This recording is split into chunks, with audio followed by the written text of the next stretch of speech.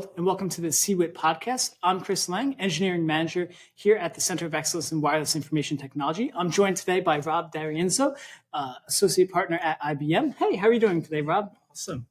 Thanks for having me. Yeah, thanks so much for joining us here at the conference today and on our podcast.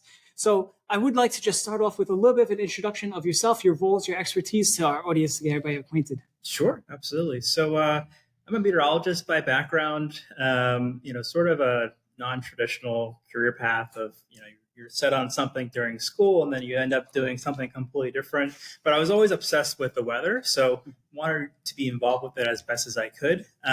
So when it came time to applying for schools, went for meteorology. A lot more work involved than I thought. It's a lot of calculus, physics, chemistry. It's numerical weather prediction is very very intense, and especially you don't really learn a lot of that classwork until later on in your degree. So you're kind of questioning life and what you're doing for the first couple of years, and then once you get to the senior classes, it starts to make more sense. So I kind of had my mind set on kind of being an operational forecaster for the National Weather Service. Media and radio and TV is another path, but I'm a pretty shy, conservative person, so I didn't really have, I think, the personality to do that. But I ended up getting my first internship. It was interesting. I was working for Con Edison, which is New York City's utility, and that's one of the questions of why does a utility need weather information? Right. So I quickly learned that weather impacts almost everything from an energy infrastructure perspective, from impacting the assets, impacting things like electric demand, renewable generation, things of that sort. So learned a lot about how utilities operate. We started actually working with IBM Research at the time. They had their own proprietary weather model that was coupled to an outage prediction model. So going beyond just, say, a weather forecast and actually predicting how much damage the grid will possibly incur.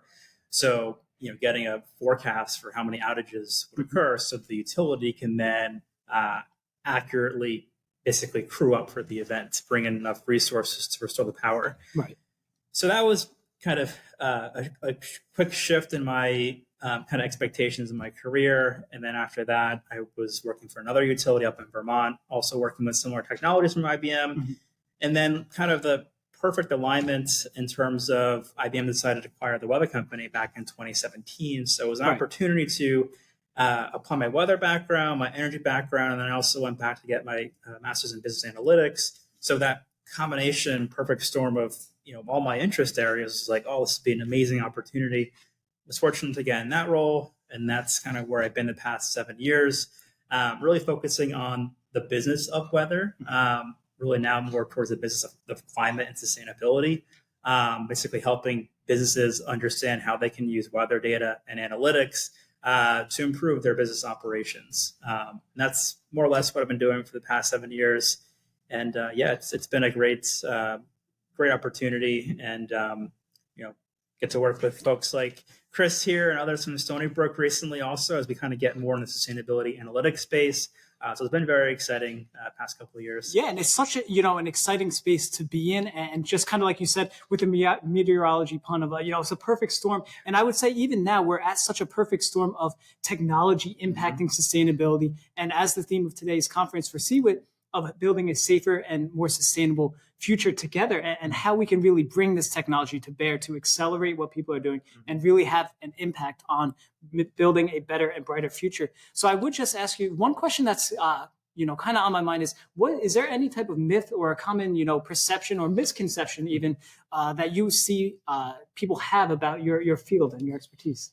Yeah, I mean, there's probably a couple angles to look at this. If you focus on the weather and climate space, of course, there's a lot of criticism for how accurate weather forecasts are. You've always heard that, we get paid to be wrong half the time. And that's a big myth, right? It's not 50%. Weather forecasts, the state of the science has improved dramatically over the past decade or so, and it's only going to get better. And we're at an interesting time now where we're able to use these new forms of machine learning, and now even Gen AI. I've seen some work being done in terms of, hey, produce a weather forecast or help me build my own weather model. And I played around with the prompts, and it's remarkably, it's amazing seeing what it can do. It's almost like you're replacing the role, but we never will replace the role of a human meteorologist, but you're basically, arming them with almost like an actual meteorologist, at your fingertips. So it's really remarkable seeing how technology has evolved over the years. And yeah, I gotta say that's probably the biggest kind of myth. Yeah, no, I think it's so interesting to think about how, like you said, we're not necessarily replacing people, but we're augmenting and we're allowing them to really take this technology and have a broader access to it so people can take a look at this and use it to enable themselves and within their career kind of use these type of things.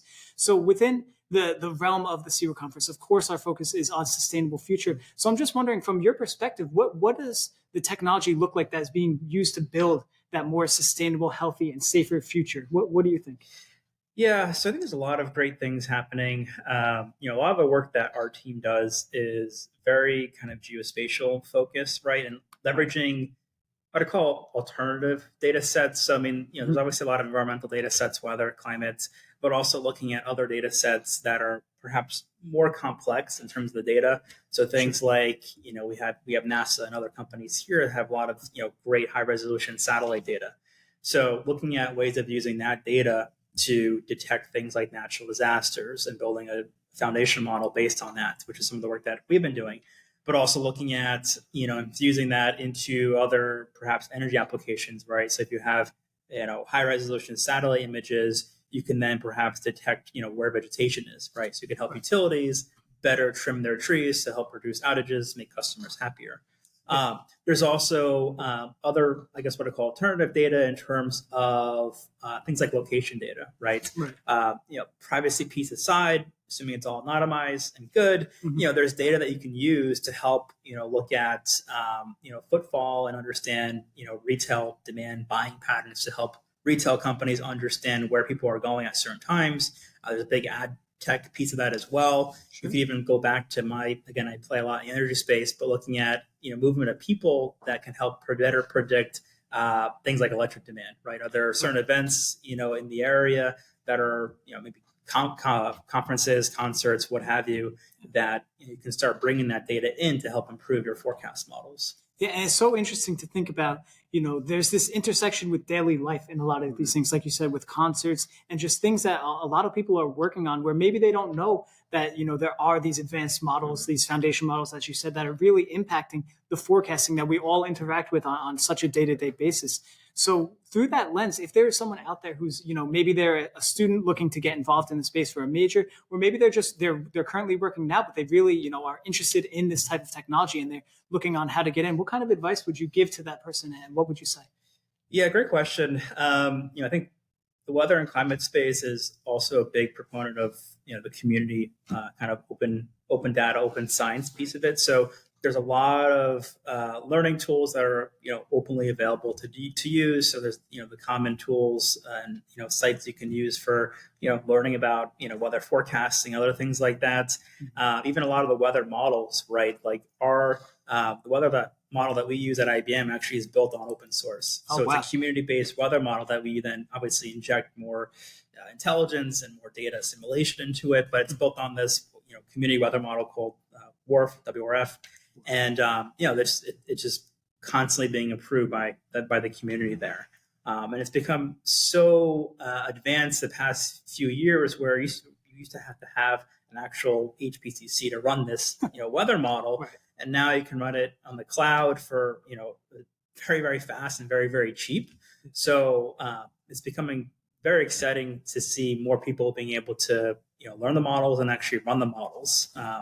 So yeah, I think that open source nature of it, like you said, it's data that's out there. So if people are interested in learning about it, they can really kind of go and play with it, right? Yeah. You would say that it's such an accessible piece now, and running it in the cloud, where if you don't have access to a high performance cluster or a data center to kind of power these things, is something which you would suggest people, go out and play, go out and get the hands-on learning. Yeah, absolutely.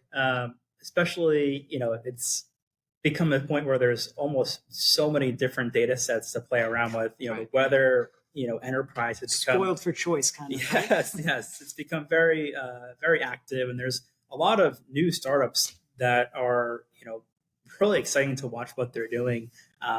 Companies that are investing and deploying their own satellites to help improve like short-term weather forecasts.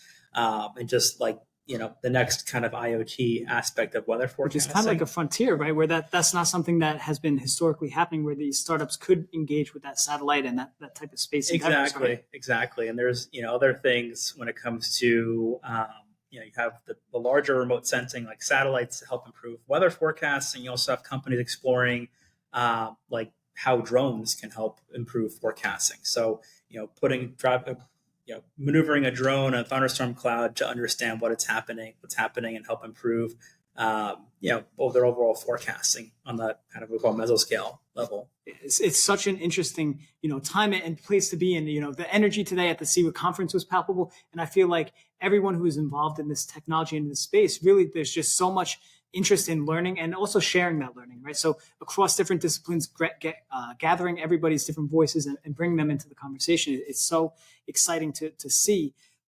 Since one of our topics for today's conference is AI and machine learning, I would be remiss if I didn't ask you a little bit about ChatGPT, Sure. which, is of course something that has really brought into our collective consciousness this idea of machine learning and large language models really impacting into our day-to-day life. So I'm really just wondering, from your perspective, is that something that you see has impacted or you're working with in your day-to-day life? Do you feel like this is a technology that's very much going forward we're going to be seeing?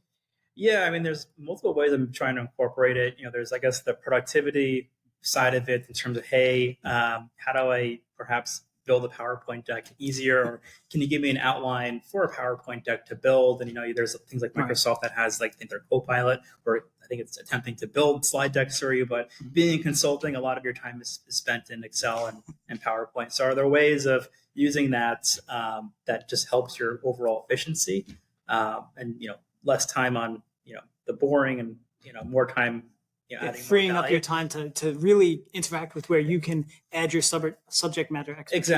Exactly. So there's that piece of it, and then I think in terms of like solutioning, we're starting to see how we can use it. Kind of going back to weather and climate. So I mentioned our partnership with NASA. We're using high resolution satellite imagery. We have a pre-trained model that basically has looked at millions of satellite images and trained to look at, is this a flood? Is this a wildfire? Other types of natural disasters. So you can almost have real-time disaster recovery. And we've tested this over a few areas, and it's really remarkable ground truth, especially in areas that don't have maybe internet or don't have, weather observers, right? So being able to get a much better view of what actually happened. And then you start overlaying, infrastructure. You can get a sense of, hey, did this flood or this wildfire impact, my assets? So that's, kind of the geospatial foundation model work that we're doing, which is obviously a variation of LLMs. And the last piece that, we're very big proponents of at IBM is really on kind of the trustworthy piece of AI and Gen AI. Mm-hmm. So making sure, obviously, bias free, data in is trustworthy. Not just on the outcome, but really how it's being trained and the data that's being used inside the model. Exactly. And I think it's important, I mentioned this in my panel earlier, just to be kind of educated on just AI and Gen AI, right? Mm-hmm. I think there's a lot of, obviously, so much hype around Gen AI, mm-hmm. which is, warranted, but, we have a lot of companies saying, hey, can you apply Gen AI to this use case? And it's like, yes, we can, but you can really maybe start simpler, right? You can just use traditional machine learning, deep learning to solve that problem. And just having that overall roadmap of just Gen AI within the enterprise, I think is still something that needs to be done, because we still have companies, smaller companies that, are still trying to operationalize just general AI and advanced analytics, right? So let's kind of, go a little bit slower here and see. And there's such a landscape of different things that are available, right? It's not just on the generative AI. Right? Exactly. Well, thank you so much for being part of our CEWIT conference today as one of our speakers. And then thank you again for joining us here on the podcast. So thanks, Rob. And I also want to thank our audience for joining us on this podcast episode. And I hope to see you again on our next one. Thank you, Rob. Yeah, my pleasure.